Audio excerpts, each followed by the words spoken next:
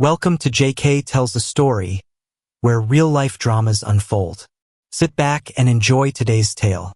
2 years before this story truly began, I discovered my wife Melissa was having an affair that led to a vicious argument ending with me packing my bags and moving out. Of course, my leaving wasn't really about the argument itself. I was moving out because I refused to live with a cheating woman.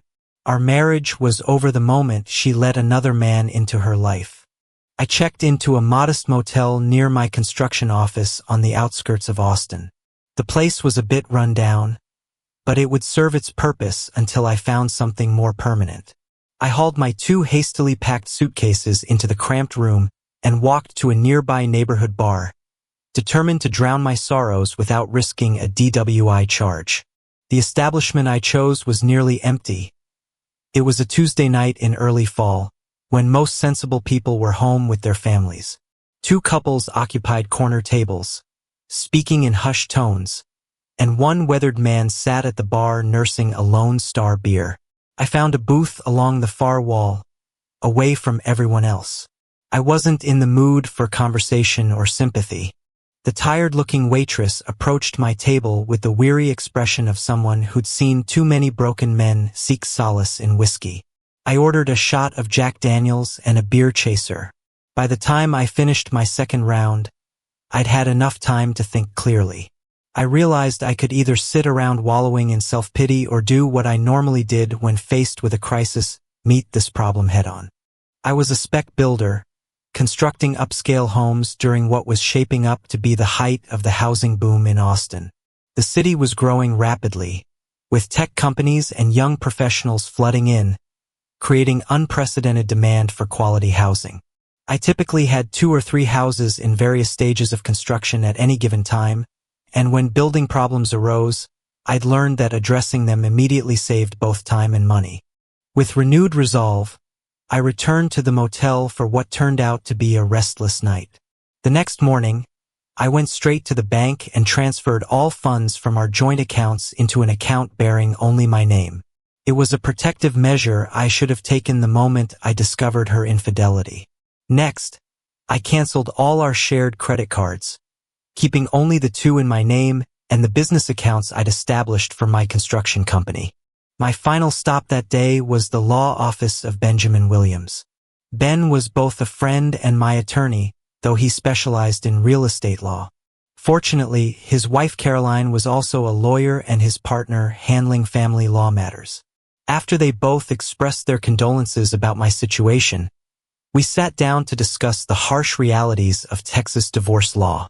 Caroline gave me the standard explanation about Texas being a community property state, meaning Melissa would be entitled to half of everything we'd accumulated during our marriage, plus I'd be responsible for child support for our 13-year-old daughter, Abigail. I assured them I understood the financial implications but was determined to proceed. My construction business had been successful, and even after giving Melissa her share, I'd still be financially comfortable. I just wanted to rid myself of a faithless wife. Because of Abby, I instructed them to file for dissolution on the grounds of irreconcilable differences rather than adultery. While the adultery was certainly grounds for divorce in Texas, I didn't want to put our daughter through the additional trauma of having her mother's infidelity become part of the public record. I slept better that second night, knowing I was taking control of the situation rather than simply reacting to it. It was Friday evening, just 2 full days after I'd packed my bags, when I received a call that would change everything. Abby's voice was small and frightened when she told me she hadn't seen or heard from her mother since getting home from school. She was alone and hungry. Cursing my soon-to-be ex-wife under my breath, I jumped into my pickup truck and drove the familiar route back to our house in one of Austin's newer suburban developments. The house I'd built with my own hands now felt foreign and cold. I found Abby curled up on the living room couch, tears staining her cheeks. After consoling my distraught daughter, I headed into the kitchen to prepare something for her to eat. It was there, held to the refrigerator by a magnet advertising a local pizza place, that I spotted an envelope with my name, written in Melissa's distinctive handwriting. Curious as I was to see what was inside, I set it on the counter to read later and continued making dinner for Abby. Only after we'd eaten together and watched some television, during which she seemed to regain some of her usual spirit, and I'd tucked her into bed, did I return to the kitchen. I picked up the envelope and walked into the den, the room where I'd once felt most comfortable in this house. I poured myself a generous shot of bourbon, settled into my leather armchair, and opened what would turn out to be one of the most shocking communications of my life. The note from Melissa was brief and brutal. She wrote that I was crazy if I thought she was going to raise another child. She was leaving and warned me not to bother looking for her. To say I was stunned would be an understatement. I realized in that moment that I had never truly known the woman I'd married. How could a mother simply abandon her own child? I went upstairs to what had been our bedroom and confirmed what I already suspected. Most of her clothes and personal belongings were gone. She must have packed while Abby was at school, planning her escape with the cold calculation of someone who felt no attachment to the family she was abandoning. I waited until Saturday morning to call Ben and Caroline, needing time to process this new development myself before discussing how it would affect my divorce proceedings. Caroline advised me to wait until Monday, at which point she would accompany me to Melissa's workplace. The divorce papers would be drawn up over the weekend, and we could have her served there. The most difficult task was sitting down with Abby to discuss what was happening. She already knew her mother and I were having serious problems since I hadn't been home for 2 nights. I decided honesty was the best policy. She was mature for her age and deserved to know the truth, even if it was painful. "Sweetheart," I said, sitting beside her on the couch where I'd found her the night before, "your mom left a note saying she's going away for a while. When is she coming back?" Abby asked, her voice barely above a whisper. "I don't know, honey." The note didn't say. I couldn't bring myself to tell her that her mother had essentially said she didn't want to be a parent anymore. "But I want you to know that no matter what happens between your mom and me, I will always be here for you. That will never change." We managed to get through the weekend with a combination of distraction and careful conversation. Monday morning arrived gray and drizzly, typical for Austin's unpredictable fall weather. After making Abby her breakfast and dropping her off at middle school, I met Caroline at Melissa's workplace, a marketing firm housed in one of Austin's gleaming downtown office towers. When we inquired about Melissa at the reception desk, we were immediately directed to the Human Resources office. The news we received there wasn't entirely surprising. Both Melissa and her immediate supervisor had submitted their resignations the previous Friday, citing personal reasons for their sudden departure. I wasn't shocked to learn that the man she'd been having the affair with was her boss. He'd been foolish enough to engage in a relationship with an employee under his supervision, but apparently smart enough to realize that when the situation came to light, he'd lose his job for violating company policy. Outside in the parking lot, Caroline advised me to file a missing persons report with the Austin Police Department. At the downtown police station, a detective took my statement. I was completely honest, explaining that I wanted to find her primarily so she could be served with divorce papers. The detective asked if I had an alibi for Friday, and I assured him that I'd spent the entire day at one of my construction sites with several contractors who could verify my whereabouts. In the end, the officer explained that if they determined there was no foul play and she had left voluntarily, there wasn't much they could do beyond filing the report. After leaving the police station, I met with Caroline and Ben for lunch. "So, Caroline, what does this mean for the divorce if we can't locate her?" I asked. "In Texas, it means you'll have to wait for a year before you can file on the grounds of abandonment," she replied with obvious sympathy. "The reason I wanted you to report her missing is so we have an official record of when she left. I guess waiting a year isn't such a big deal as long as I don't have to deal with her," I said. "For now, my focus has to be on Abby." The next few months were a challenging period of adjustment. About 6 months after Melissa's abandonment, I realized I needed help managing my growing construction business while caring for Abby. That's when I decided to hire an office manager. I placed an advertisement in the Austin American-Statesman, and among the applicants was a woman named Victoria Harrison. When she came in for her interview, I was immediately impressed by her professional demeanor. She stood only about 5 feet 4 inches but carried herself with confidence.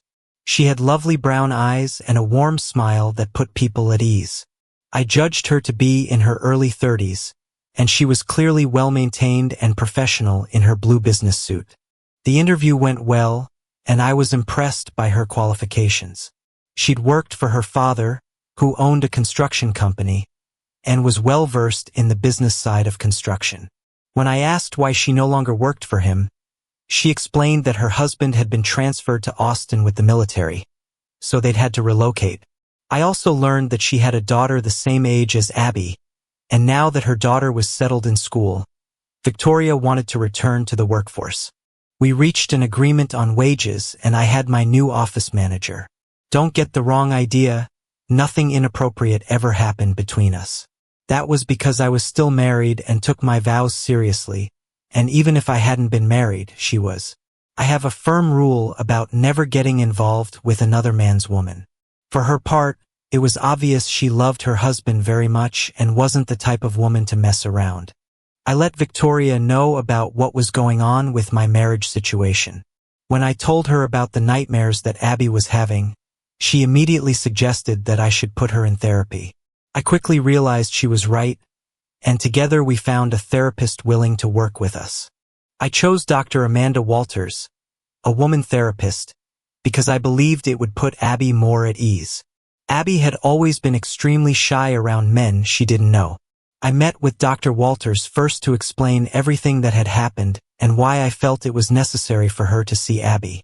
We set up a schedule to meet twice a week, and she let me know that it would be good if I were available, as she'd want to see us together sometimes and just Abby alone at other times. Another significant event happened around this time. The day after I'd filed the missing persons report, the police sent over a female detective to talk to Abby. My daughter told them that the last time she'd seen her mother was Friday morning before she left for school, and that her mother had seemed distracted, but Abby hadn't been particularly concerned at the time. A week later, I was asked to come down to the station to meet with the detective I'd first talked with. He said their investigation had tracked Melissa's lover's credit card usage to 2 different motels, and they determined with the use of photographs that the two were together of their own free will. They'd apparently left the state, and since there was no evidence of foul play, the police weren't going to pursue the case any further. The next 2 months passed, and the therapy seemed to be working for Abby. I believe she finally understood that it was in no way her fault that her mother had left, but more importantly, that I would always be there for her. The frequency of her nightmares had dropped off significantly, and she no longer felt the need to keep me in sight whenever we were together. Victoria and her husband Michael began inviting Abby and me to their house for barbecues. At first, I was hesitant to accept, but Victoria convinced me that it would be good for Abby to spend time with her daughter doing normal family activities. I knew Michael from having met him at various business-related events, but I was a little concerned about how he would take his wife inviting another man, even if it was her boss, into their home. I quickly found that my worries were unfounded. Michael and I bonded immediately and became genuine friends. Abby and their daughter Samantha also quickly became best friends. Not only that, but Victoria, being a loving mother, made sure to spend time with both girls, giving Abby what I felt was much-needed motherly guidance.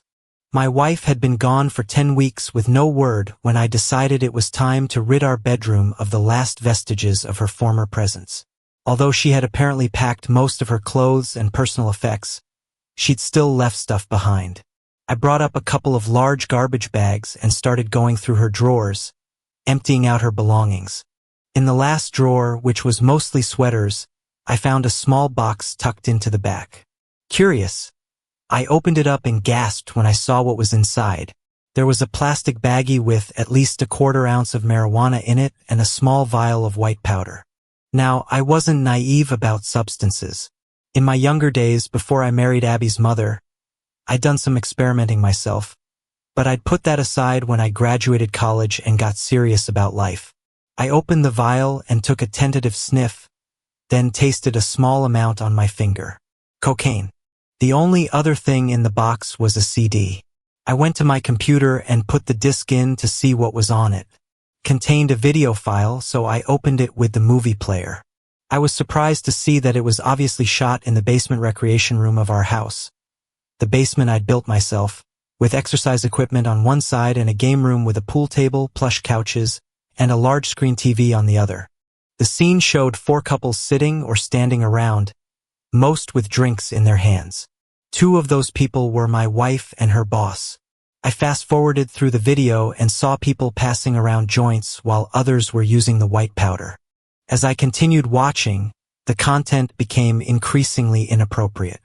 I've always had a normal drive and occasionally watched some adult content when my wife was uninterested, but I'm not someone who gets any satisfaction from seeing their spouse with other people. All I felt was a great upheaval in my stomach, and I raced for the bathroom. I'd like to say I made it to the toilet, but unfortunately, I lost my stomach contents across the bathroom floor. I did finish emptying my stomach in the toilet and then sat there in a daze for a while. Finally, I pulled myself together and went to get a mop to clean up the mess. On the way out, I saw the video was still playing on my computer. Without looking at the screen, I quickly shut it down. After I had everything cleaned up, I called Caroline. "Hey Caroline, it's Marcus. Got time to talk?" "Marcus, Ben and I always have time for you." "What's up?" she replied. "Well, I decided to get rid of some of Melissa's stuff that was just taking up space. And in one of her drawers I found a box with illegal substances and a CD. I was wondering if I should call the police and report the drugs. Honestly, I don't think that would be a good idea. The drugs are in your house, and if it came down to it, it would be your word against hers as to who they belong to. I really think you'd be best off getting rid of them." "Wow, I didn't really consider that," I said. "How about the CD?" I put it in my computer and it's a video of her and her friends doing drugs and engaging in group activities. "That woman had an orgy in your basement?" Caroline said with obvious distress. "Oh God, Marcus, I'm sorry. I know you never would have wanted to see that. However, since it was filmed in your home, it could be used as admissible evidence in court, especially if it came down to a matter of custody. I would suggest you hide it somewhere secure in case it's needed." "That's what I was hoping you'd say. I intend to do anything I can to keep her away from Abby if she ever shows up again." "So how are things really going?" Michael asked me on our 4th visit to their house. The girls were out of earshot, in the house helping Victoria prepare lunch. "I guess things are as well as could be expected when you find out your wife was into drugs and group activities," I answered. Michael responded with a gasp. I went on to tell him about the CD and drugs I'd found. "I guess I never really knew her. The woman I thought I'd married would never have done something like that. You don't know how lucky you are to have a woman like Victoria." "Actually, I do. Not a day goes by that I don't thank my lucky stars that she chose me to love. She's a beautiful woman, and I know guys hit on her, but I've always trusted her to do the right thing. Now if I could just get her boss to stop hitting on her," Michael said with seeming seriousness. Just as I was taking a drink, I couldn't help but splutter at his statement, spitting my drink down my front. My head swiveled to look at him. "Jesus, Michael, you don't think I would ever make a pass at Victoria?" I called out. I then noticed the mirth in his eyes, and he burst out laughing. "Relax, buddy. Victoria tells me everything about your relationship. That's why she enjoys working for you so much. You treat her with total respect, and she knows you would never do anything to abuse that respect." I grinned back at him. "Yeah, well, it's a rule I've always lived by. Not only have I never made a play for a married woman, I won't even make one if I know the woman has a boyfriend. If you were able to take a woman away from the man she was with, how could you ever trust her not to do the same thing with the next guy that came along? That's even more true now that it's happened to me." One other significant thing happened as a result of my finding that disc. At my next meeting with Dr. Walters, she obviously could tell that something dramatic had occurred. She asked to see me the following day without Abby. I must say, Dr. Walters knew her business. It didn't take her long to get it out of me what had happened, and the next thing I knew, I was having one-on-one sessions with her. It took a couple of months for her to make me realize that I'd been suppressing many of my true feelings, and another couple of months to help me come to terms with them. In the end, she truly helped both Abby and me get past this ordeal. When a year had gone by, Caroline put forth my petition for divorce. We had no reason to present the video evidence, as Melissa's desertion of her family and failure to make any contact with her daughter or me was seen as justifiable cause to grant the divorce and give me sole custody of Abby. I still kept the video hidden away as insurance, in case Melissa ever returned and tried to file for custody. Just when things seemed to have settled down for everyone, tragedy struck our extended circle. Michael was an avid cyclist who even participated in amateur races. During one race, there had been a collision involving multiple riders, and Michael suffered what appeared to be a deep thigh bruise. What no one knew at the time was that he developed a blood clot, which later broke loose and traveled to his brain, causing a massive stroke. When it happened, we were at work. I was sitting in my office reviewing the plans for a new house I was getting ready to build when the phone call came. I heard Victoria answer the phone, and suddenly I heard her cry out. I rushed out to her side. She had a frantic look as she stared at me. "It's Michael," she blurted out as she stood and grabbed her purse. "They've rushed him to the hospital." She started to run out of the office, and I chased after her. "Come on, get in my truck. I'll drive," I said when I caught up with her. At first, she gave me a blank stare, then nodded and let me lead her to my vehicle. Except for telling me which hospital to go to, she never said another word for the rest of the ride. Whenever I glanced over at her, I could see her shaking with worry. When we reached the hospital, I pulled up in front of the emergency entrance, and she leaped from the truck and rushed inside. I hurriedly found a parking spot and ran back to the doors. When I went inside, I saw that Victoria had already inquired about Michael, and she was clearly distraught. I went to her, and she looked at me and told me that the doctors were working on Michael and they didn't know anything yet. I put my arm around her and led her over to the waiting area. After about half an hour, I realized it was getting close to time to pick up our daughters at school. Not wanting to leave Victoria alone, I called Caroline and gave her a brief rundown on what was happening, asking if she could pick up the girls and bring them to the hospital. She assured me she would. I then called the school and asked them to have the girls ready to be picked up by Caroline. She called me just before they arrived, and I told Victoria they were here. I went out to meet them and asked Caroline to take Abby with her and keep Victoria company while I talked with Sam. I took Sam to a quiet spot and, as gently as possible, told her that her father had been brought to the hospital and was with the doctors. I let her know that it was apparently serious, but we'd have to wait for the doctors to tell us how bad it was. Sam did her best to put on a brave face and followed me back to the waiting room. I thanked Caroline for her help, and before she left, I promised to call her if we needed anything else. For the next half hour, we sat in silence, me holding Abby close and Victoria holding Sam tightly. Finally, a nurse came out and asked us to follow her. She led us to a private sitting room, and soon we were joined by a doctor. The news was devastating. Even though Michael was still alive, he was being kept that way by life support. Victoria collapsed in tears, and I held her in my arms as she sobbed. We continued to wait until they had Michael placed in the ICU, and then Victoria and Sam were allowed to see him. After some time had passed, they came back out. "Marcus, would you look after Sam for me? I'm going to stay here," Victoria asked. Sam started to protest, so I knelt in front of her. "Sweetie, you need to be strong for your mother right now. Come home with Abby and me, and I'll bring you back in the morning. If anything happens, your mother will call us. Okay?" With tears falling from her eyes, Sam nodded her head. She hugged her mother and then went to hold hands with Abby. I gave Victoria a hug and told her to call me if anything changed, and that I'd see her in the morning. That evening was tough on everyone. Both girls hardly ate anything and were quiet, speaking very little. I got them to bed and then tried to sleep myself, but it was hard to come by. The next morning, I woke the girls and pretty much had to force them to eat breakfast. When I told Abby that I was going to drop her off at school, she almost went ballistic. I took her aside, away from Sam. "Honey, please, I need you to listen to me. Right now, Sam needs to be with her mom. The time will come when she needs you, and that's when you'll be there for her. Okay?" "All right, Dad.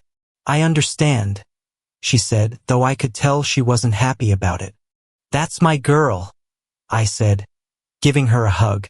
After dropping Abby off, I took Sam by her house. She used her key to let us in, and I had her pack her mother some fresh clothes and anything else she felt her mother might need.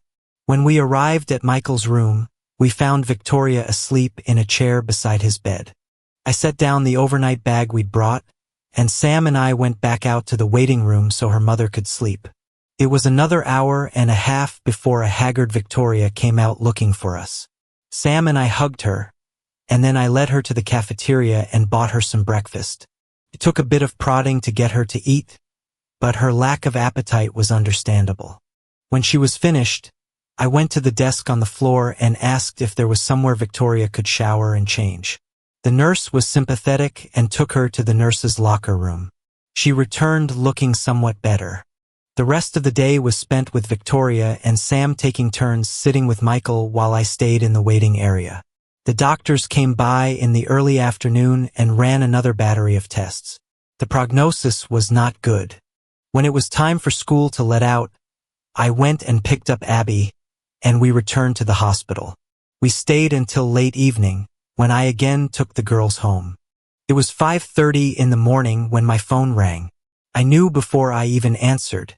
I heard Victoria, obviously crying on the other end, telling me that Michael had passed away. I could only tell her how sorry I was and that the girls and I would be there as soon as possible. I quickly dressed and made my way to Abby's bedroom. The girls were asleep in her bed. I gently woke Abby and put my finger to my lips before she could speak, beckoning her to follow me. I told her that Sam's father had died, and she began to cry, pulled her into a hug. "Honey, she's going to need your support now. I need you to hurry and get dressed while I talk with her. When you're ready, she'll probably need your help getting dressed too. We need to get to the hospital for Victoria." Abby looked at me and nodded, wiping the tears from her eyes. "Okay, Dad, I'll help her." My daughter suddenly looked more mature than her 14 years, and I was proud of her. I then woke Sam, and as difficult as it was, I told her that her father had died. She broke down sobbing, and I held her in my arms for several minutes. I then told her that her mother needed us, and with Abby's help, she was soon dressed and we were on our way. It was heartbreaking to watch mother and daughter in a sobbing embrace as they shared their grief. Abby was crying as well and holding tightly to me. She too knew what it was like to lose a parent, albeit in a different way. Soon I left Abby with Victoria and Sam and went to find the hospital administrators. I informed them that we'd have a funeral home contact them as soon as we'd chosen one.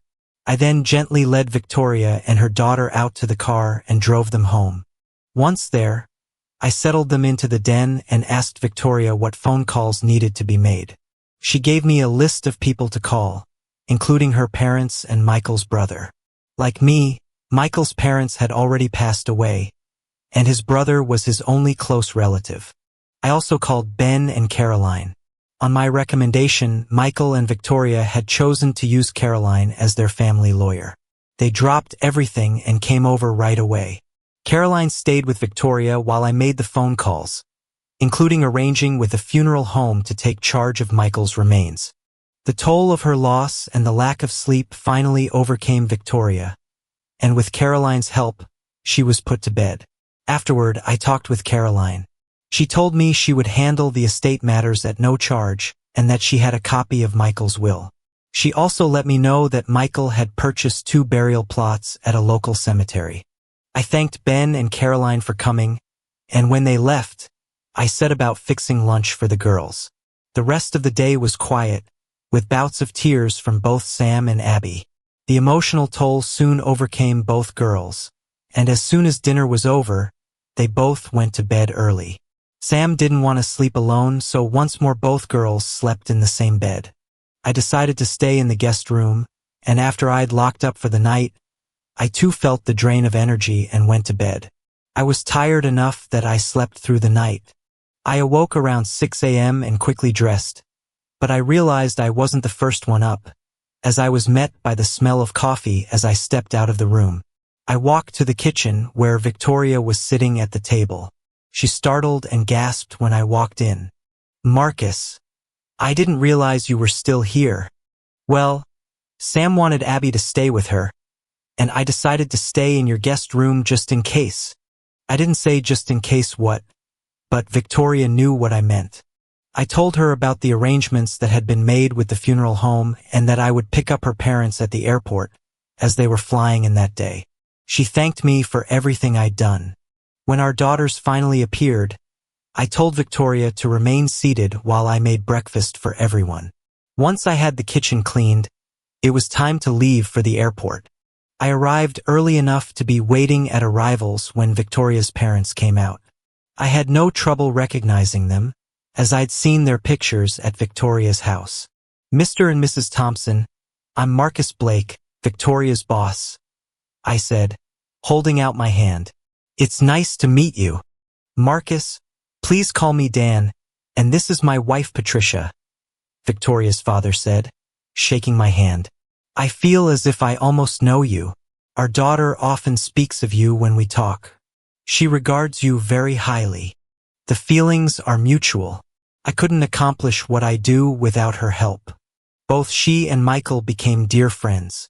I just wish we were meeting under better circumstances." Patricia gave me a hug. I liked both of them immediately. We gathered their luggage, loaded it into my truck, and I drove them to their daughter's home. It was a bittersweet reunion, with more tears being shed. Abby and I stayed for lunch before taking our leave. Michael's funeral was held on Friday. His brother was there, as well as many of Michael's military friends. He'd been quite popular due to his easygoing nature and quick humor. I was also pleased to see that many of the subcontractors who worked on my projects attended. Michael had made friends with most of them during our various barbecues, and they genuinely liked him. The service was beautiful and moving, a fitting tribute to a good man who'd been taken too soon. As I watched Victoria and Sam say their final goodbye to Michael, I couldn't help but think about how fragile life could be and how quickly everything could change. 2 days after Michael's funeral, Victoria's parents stayed to help with arrangements and provide support. On Sunday, they invited Abby and me over for lunch. The atmosphere was subdued but warm, filled with the kind of gentle conversation that follows great loss. After lunch, we adults went into the living room while Abby retreated to Sam's room to give us privacy. We'd been talking about everyday, mundane things until Victoria's mother spoke up with the directness that often comes with age and concern. "Honey, do you know what your plans are now? You know we would love to have you move back home," Patricia said to her daughter, her voice gentle but hopeful. "I know, Mom. You and Dad have always been there to support me, and I love you for that. But this has all been so sudden that Sam and I are going to need some time to decide what we're going to do," Victoria replied, her voice steady despite the obvious weight of the decision. "As soon as I know what we decide, I'll let you know." Until that moment, I hadn't considered the possibility that Victoria might move away, and the sudden realization gave me a hollow feeling in the pit of my stomach. Yet as her friend, I knew I had to support whatever decision she made, even if it meant losing the closest friendship I'd developed since my divorce.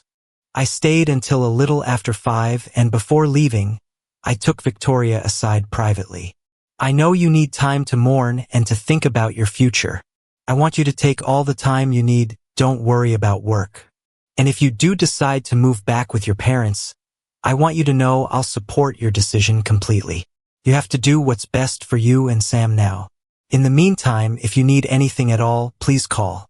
I'll always be here for you." Victoria's eyes filled with tears, and she gave me a heartfelt hug. "Thank you, Marcus. I don't think I would have made it this far without you. Dan followed Abby and me out to the car, and after I had her buckled in, he extended his hand to me with obvious emotion. Marcus, Victoria has told me how much you've done for her and Sam through all this. I want you to know how much Patricia and I appreciate it. I shudder to think how much worse it would have been without your support. I shook his hand firmly. Dan, it's the least I could do. She and Michael and Sam were there for me and Abby after my wife left and abandoned our daughter. It was their love that really brought my daughter out of her depression. As long as she remains here, you can rely on me to look after them the best I can. Over the next 2 weeks, Abby and I would stop by to check on Victoria and Sam. She never mentioned whether she'd decided what she was going to do with her future, and I was content not to pry, giving her the time she needed to process her grief and make such an important decision. Sam stayed home with her mother for the first week following the funeral, then returned to school with Abby's unwavering support. It was Monday, a week later, when I went into the office and saw Victoria's car parked outside. My heart rate quickened with both hope and apprehension. She was sitting at her desk when I walked in, looking more composed than she had in weeks. I knew immediately that she'd reached a decision. I just stood there staring at her, waiting for her to speak. Well, boss, are you going to show me what you messed up these last couple of weeks, so I can fix it? She asked with a hint of her old humor returning. Does this mean? I started to ask, hardly daring to hope. Yes, it means we're staying. This is Sam's home, and all her friends are here. I think it would make everything even harder for her if I made her move away from everything familiar. Besides, she said with a growing smile, we both know you need me to keep your business running smoothly. I exhaled deeply, not even realizing I'd been holding my breath. You sure know how to butter up your boss, I said with a big grin spreading across my face. With that settled, I caught her up on the events of the last 2 weeks. Then she playfully kicked me out of the office, telling me to go keep an eye on the subcontractors. I don't think the smile left my face all day. The relief I felt was profound, and not just for my business, but for the friendship that had become so important to both our families. Over the next year, it seemed we spent almost every weekend together, primarily due to our daughter's deep friendship. Victoria and I would attend the girls' sporting events and other school activities together. If they didn't have school events planned, the girls would usually come to my house, and I always made sure Victoria came too. I didn't want her sitting around alone, dwelling on her grief and loneliness. Our friendship continued to grow to the point where there was nothing we couldn't discuss with each other. Victoria had become a surrogate mother to Abby, someone she could talk to about things that a young teenage girl would be embarrassed to discuss with her father. I suppose I also became a father figure to Sam, offering guidance and support in ways that complemented Victoria's parenting. Of course, when it came to being a disciplinarian, the girls would usually just giggle at me, and it would have to be Victoria who stepped in to provide the necessary authority. Both girls knew they had me wrapped around their little fingers. The nice thing was that they were both genuinely good kids, and we rarely had to deny them anything they really wanted. It was a Saturday, just a little over a year after Michael had passed away, when an incident occurred that would fundamentally change the dynamic between Victoria and me. I'd run over to one of the houses I had under construction to handle a small crisis with the plumbing. When I got back home, I saw Victoria's car in the driveway. We'd planned a barbecue and a day of lounging around the pool, a perfect way to spend a warm Austin Saturday. When I came into the house, I could hear the girls laughing and splashing out back, so I went to the laundry room to get my swim trunks where I'd left them to dry. Normally I would change in my bedroom, but since I could hear the girls were already outside, I figured I'd just slip into the downstairs bathroom. With my swimming trunks in hand, I opened the bathroom door, and my eyes went wide. Standing in front of me was Victoria, just reaching for her bikini top, wearing only a pair of modest panties. I couldn't help but notice her figure, of course. I'd seen her in a bikini before, but never like this. Her body was beautiful, and I found myself frozen for what felt like an eternity but was probably only a couple of seconds. Victoria gasped and quickly crossed her arms across her chest. "Oh my God! I'm so sorry," I stuttered, completely flustered. I quickly turned and pulled the door shut behind me, rushing to the living room with my heart pounding. I was totally embarrassed and remember thinking that I hoped I hadn't ruined our friendship and that she didn't hate me for the intrusion. 10 minutes passed before Victoria emerged, now wearing her bikini. I could see she was trying to gauge how mortified I looked. "Victoria, I am so sorry. I heard the girls out by the pool and thought you were out there too. I really didn't mean to walk in on you." I spoke in a rush, the words tumbling over each other. She stood in front of me, initially trying to look stern, but that lasted all of about 10 seconds before she started laughing. She walked over to me and patted my cheek gently. "Marcus, I know you would never do that intentionally. It's okay, don't worry about it. Now go get changed and put the chicken on the grill. I'm hungry." With that, she turned and headed for the pool, leaving me standing with my mouth hanging open as I watched her leave. I let out a long sigh of relief that she wasn't angry with me. Of course, I hurried and did as she asked. I went out back and saw Victoria sipping wine while the girls played in the pool. As I grilled the chicken, I tried not to stare at her, but I couldn't get the image from the bathroom out of my mind. After we'd eaten, we sat in recliners getting some sun, and by then we were talking again as we always had, the awkwardness seeming to fade. The only other thing that happened was during a lull in our conversation when Victoria looked at me and smirked knowingly. I know I must have blushed deeply, which only made her smile more. The sun was setting when they left. Sam had invited Abby to spend the night, so she went with them. As the girls headed to the car, Victoria came and gave me a kiss on the cheek and another sly grin that left me wondering what she was thinking. I breathed another sigh of relief when they'd gone. At least my mistake hadn't ruined our friendship. I went into my home office and tackled some paperwork before turning in for the night. It was only when I was in bed that my mind returned to the events earlier in the day. I could still see her standing there, and that image caused emotions to stir within me that I hadn't felt in a very long time. I found myself becoming aroused. The first time I'd had such a response since my wife had left me. What made this remarkable was that until Melissa's abandonment, I'd always had a very active drive. I'd always thought I was perhaps a bit abnormal in that regard, as I'd seemed to have an almost constant interest and had spent considerable time and energy pursuing intimacy with my ex-wife. I knew that the reason Melissa had left wasn't due to any lack of physical attention from me. When I went to pick up Abby Sunday afternoon, I was uneasy, afraid Victoria could see the guilt in my eyes about what I'd thought about the night before. Looking back, I'm sure she just thought I was still embarrassed about what had happened the day before. The next week was confusing for me. Whenever I was in the office, I would find myself stealing glances at Victoria, unable to understand the feelings that were developing. For the last 2 years, I hadn't felt any urge to be with a woman romantically or even socially. Victoria didn't count in that regard. She was my friend, my employee, and someone I cared about deeply but had never considered in a romantic light.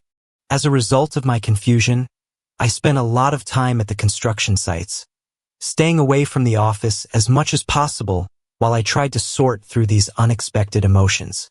2 significant events were approaching the next Saturday.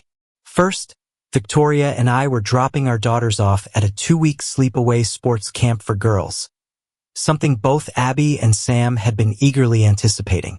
Second, the local building association, of which I was a member, was having their annual awards night, held in a ballroom at one of Austin's premier hotels. After dinner, there would be awards presented in several categories, and then the floor would be open for dancing. I had asked Victoria to accompany me to the event, partly because I needed a date and partly because she deserved to be recognized for her contributions to my business's success. Victoria and I dropped the girls off at camp Saturday morning. They were so excited about the adventure ahead that they almost forgot to tell us goodbye, which got Victoria and me laughing as we watched them disappear into a group of other enthusiastic teenagers. I drove Victoria back to her house, dropped her off, and told her I would pick her up at 6 o'clock for the dinner. I went home and spent the day working in my garden, trying to keep my mind off the confusing thoughts and feelings I'd been experiencing.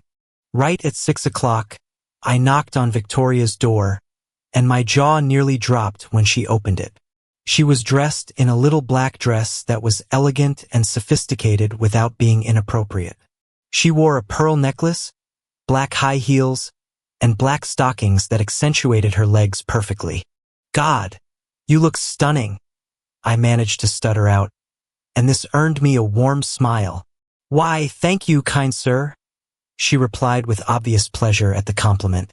Despite the temptation to steal glances at her during the drive, I kept my eyes on the road, and our conversation was light and comfortable, as was usual for two close friends heading out for an evening together. We sat at a table with 3 other builders and their wives, all spec builders like myself. The conversation around the table was primarily shop talk about the Austin construction market, new developments, and the challenges of working with various subcontractors. Dinner was a choice of either fish or chicken, and it was actually quite good, which was often a pleasant surprise at these industry events. Then our attention turned to the podium as the awards ceremony began. Various categories were announced: Best Renovation, Most Innovative Design, Community Service, and I politely applauded the winners while my mind wandered to other things. When the award for Quality of Construction was announced and I heard my name called, Victoria jumped from her seat with obvious glee and pride. I was genuinely surprised. I knew my work was good, but this recognition from my peers was truly meaningful. I kept my acceptance speech short and heartfelt. "I want to thank the association for this recognition, but most of all, I want to thank Victoria Harrison. This award is hers as much as it is mine. If it wasn't for all her efforts to keep me organized and focused, I wouldn't be here today." Victoria stood with tears in her eyes as I spoke, and when I returned to our table, she hugged me tightly and then surprised me with a kiss directly on my lips. It wasn't an erotic kiss, but it was the first time we'd ever kissed each other on anything but the cheek. I felt a surge of adrenaline shoot through me, and I could see in her eyes that she'd felt something too. The band started playing, and couples began moving to the dance floor. "Would you like to dance?" I asked, extending my hand to her. "I'd love to," she replied, and we made our way to the floor. As we danced to the slow music, I was acutely aware of how perfectly she fit in my arms, how natural it felt to hold her close. The scent of her perfume, the warmth of her body against mine, the way she moved with the music.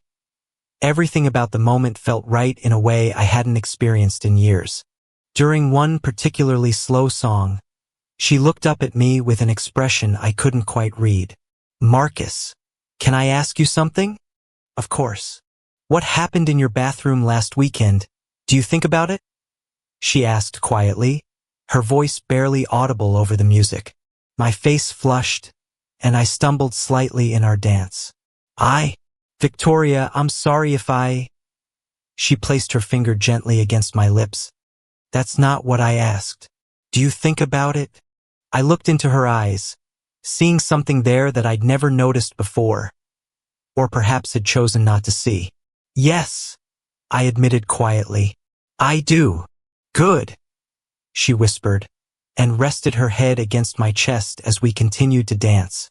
After the awards ceremony concluded and we'd received congratulations from many of my peers in the construction business, Victoria turned to me with a suggestion that surprised me. "Marcus, I think the perfect way to end this evening would be to go back to your house for a soak in the hot tub. I don't want this night to end just yet." I didn't want the evening to end either, and the thought of taking her home felt wrong somehow. "I'd like that," I agreed quickly. We talked about the award and its positive implications for the business during the drive home. When I'd built my house, I'd equipped it with the latest in remote technology. I could control heating, cooling, and lighting from my phone, and I could also turn on the hot tub the same way, so it was already heated and ready when we arrived. Since Victoria and Sam spent so much time at my pool during the warmer months, they'd taken to leaving their swimsuits at my house.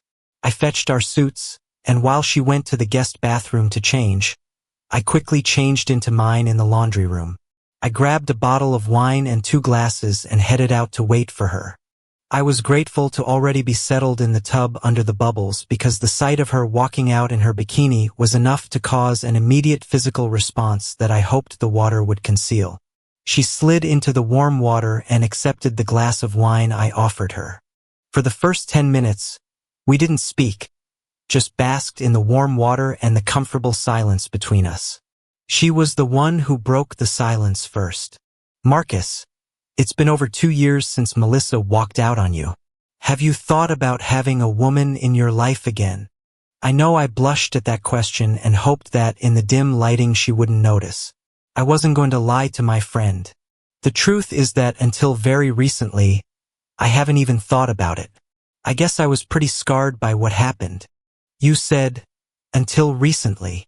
Has something happened to change your thoughts? She asked, her voice gentle but curious. No, I know my face was totally flushed.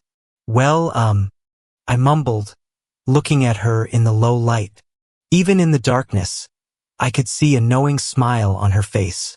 She set her wine glass down on the edge of the tub and looked at me seriously. "Marcus, when Michael died, I didn't think I would ever have feelings for anyone again.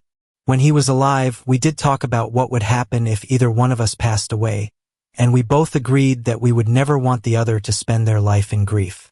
I will always love Michael, but I've come to realize that there can be room in my heart for another." For a moment we sat staring into each other's eyes, the weight of her words hanging in the warm air between us. "Say something," she said worriedly. "Am I making a fool of myself?" I broke my silence, my voice barely above a whisper. "No, you're not. I've been fighting my feelings for you because I was afraid of losing your friendship if I let you know how I felt." We found ourselves moving closer in the warm water, and when our lips met, it was with a tenderness and passion that had been building between us for months. That night marked the true beginning of our romantic relationship, not just as friends supporting each other, but as 2 people who had found love again when they'd least expected it. When I drove Victoria home that night after the award ceremony and our time in the hot tub, something fundamental had changed between us. The careful friendship we'd maintained was evolving into something deeper and more meaningful. The next morning, Victoria called to check in, as had become our habit when the girls were away. But this time, the conversation carried new undertones of awareness and possibility. "Good morning," she said, and I could hear the smile in her voice. "How are you feeling about last night?" "Like my whole world shifted," I replied honestly, "in the best possible way. How about you?" "The same. A little nervous, maybe, but happy. Really happy." "Would you like to come over for dinner tonight?" I found myself asking. I mean, since the girls are away, it seems silly for us both to eat alone. "I'd like that very much," she replied. That evening marked the beginning of 2 weeks that would change everything for both of us.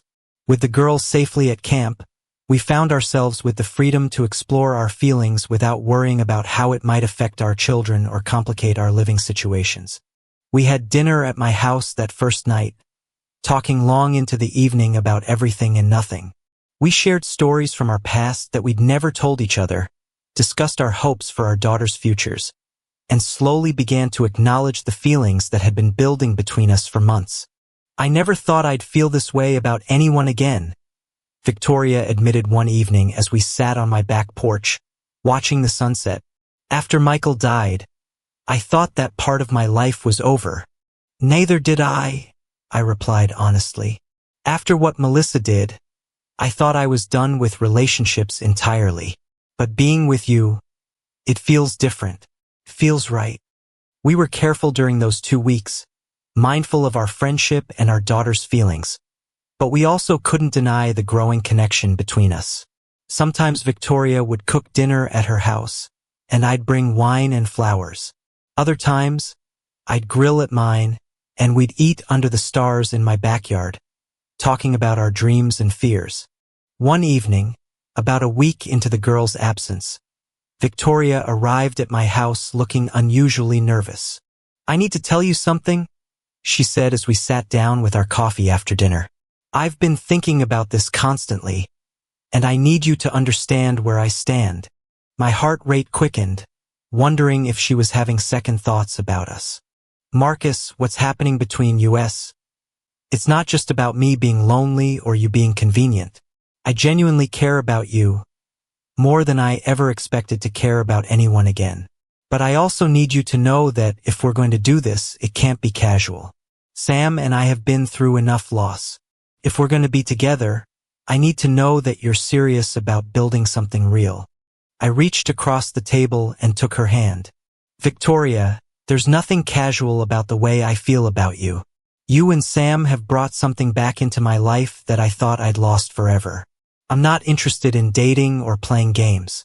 I want to build a life with you if you'll have me. The relief on her face was immediate and beautiful. I was hoping you'd say that, she said, squeezing my hand.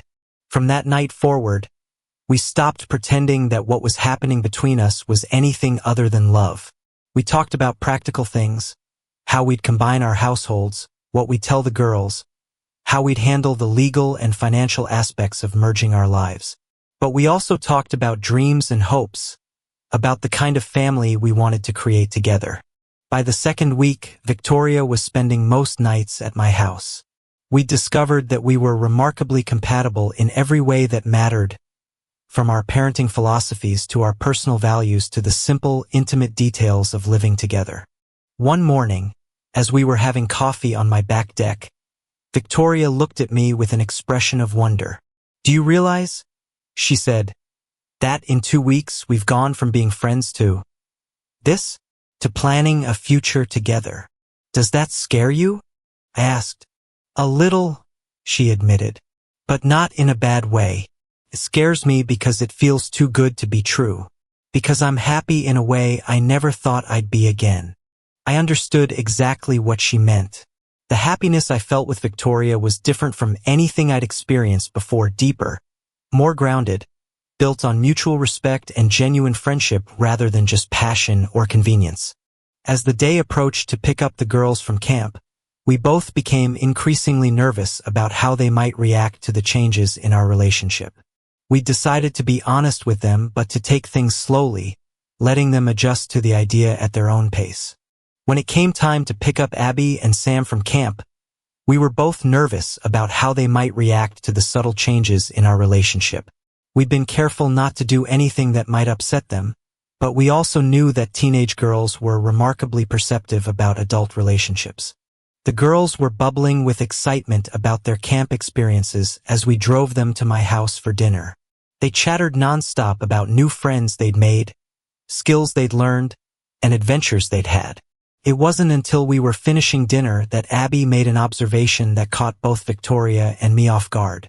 "You two seem different," she said, looking back and forth between us with the directness that only teenagers can manage. "Different how?" Victoria asked carefully. "I don't know. Happier, I guess. Like, you're smiling more." Abby turned to Sam. "Don't you think so?" Sam nodded thoughtfully. "Yeah, and you guys seem more, I don't know, relaxed around each other." Victoria and I exchanged a quick glance. "Well," I said carefully, "we've become very good friends over the past year. Sometimes when people care about each other, it shows." "Are you dating?" Sam asked with the bluntness that her mother had passed down to her. The question hung in the air for a moment before Victoria answered honestly. "We care about each other very much, and we've been spending more time together while you girls were at camp. But any decisions about our future would involve both of you, and nothing will ever change about how much we love you both." Abby and Sam looked at each other with an expression I couldn't quite read. Then, to our surprise, they both started grinning. "Finally!" Abby exclaimed. "Sam and I were wondering when you two were going to figure it out." "You've been talking about this?" I asked, amazed. "Are you kidding?" Sam laughed. "We've been hoping you'd get together for months. You're perfect for each other, and we already feel like sisters anyway." The relief that washed over both Victoria and me was palpable. What we'd been so nervous about, how our children would react to our growing relationship, turned out to be something they'd been hoping for all along. That conversation opened the door for us to be more open about our relationship with the girls and with ourselves. Over the next few months, we began spending even more time together as a family unit, and it felt natural and right in ways that surprised all of us. Victoria and Sam began staying at my house more frequently, and eventually we had a conversation about making the arrangement permanent. The girls were thrilled with the idea, and after careful consideration and planning, Victoria and Sam moved into my house the following spring. We decided that Victoria should sell her house, and when she did, we put the proceeds into a college fund for Sam. I felt that Michael would be happy knowing he was still providing for his daughter's education, even if indirectly. Victoria and I married in a small ceremony the following summer, with Ben as my best man and Caroline as Victoria's maid of honor. We kept the celebration intimate, inviting only our closest friends and family. For our honeymoon, I took Victoria to Fiji for a week-long getaway where we could finally be alone as husband and wife. The transition to being a blended family was surprisingly smooth. Both girls adapted well to their new living situation, and the bond between them only grew stronger. Abby began calling Victoria Mom within the first few months, and it warmed my heart to see how naturally their relationship developed. It took a bit longer for Sam to feel comfortable calling me Dad, but when she finally did about 6 months after the wedding, it was one of the most emotional moments of my life. I'll never forget the day she asked me to help her with a school project and concluded the conversation by saying, "Thanks, Dad." The simple word brought tears to my eyes and confirmed what I'd known in my heart, that we'd truly become a family in every sense of the word. Perhaps the most meaningful moment came almost a year after Victoria and I had married. I was at home one Saturday afternoon when both girls approached me in the living room with unusually serious expressions. "Dad," Abby began, and I could tell from her tone that something important was coming. "You're my father and you love me, don't you?" "Of course I do, sweetheart," I answered, wondering what I was being set up for. "Well, I think you love Sam like you love me too, right?" she continued. I glanced quickly at Sam, who was obviously very nervous but watching me intently. "You both know that I love you both equally. Then how come you haven't adopted Sam, so that you're really her dad and she's really my sister?" Abby asked with the logic that only a teenager could apply to such a complex situation. To say I was stunned would be an understatement. I turned to Sam, my heart swelling with emotion. "Honey, there is nothing more in this world I would rather do than make you my legal daughter. Would you like me to adopt you?" The tears began flowing from Sam's eyes, and her chin was quivering as she nodded. "Yes, Daddy, I really would." The tears began flowing from my eyes as well, and I held my arms open wide. She flew into them, and we held each other tightly as the emotion of the moment overwhelmed us both. Victoria arrived home just then to find Sam in my lap with both of us crying. Before she could ask what was happening, Abby went to her and started whispering excitedly in her ear. Victoria set down her shopping bags and came rushing over, and now there were 3 of us hugging and crying tears of pure joy. I looked up at Abby and saw her crying too, so I held out one hand for her to join our family embrace. Our bond as a complete family was sealed that afternoon. The adoption process took several months to complete, but when it was finalized, we celebrated with a family dinner at the finest restaurant in Austin. That night, as I tucked both of my daughters into bed, I reflected on the incredible journey that had brought us all together. From the ashes of 2 tragedies, my wife's betrayal and abandonment, and Michael's untimely death, had come a renewal of love and hope that none of us could have imagined. What started as 2 broken families struggling to heal had evolved into something stronger and more beautiful than either Victoria or I had ever experienced before. Thank you for your viewing.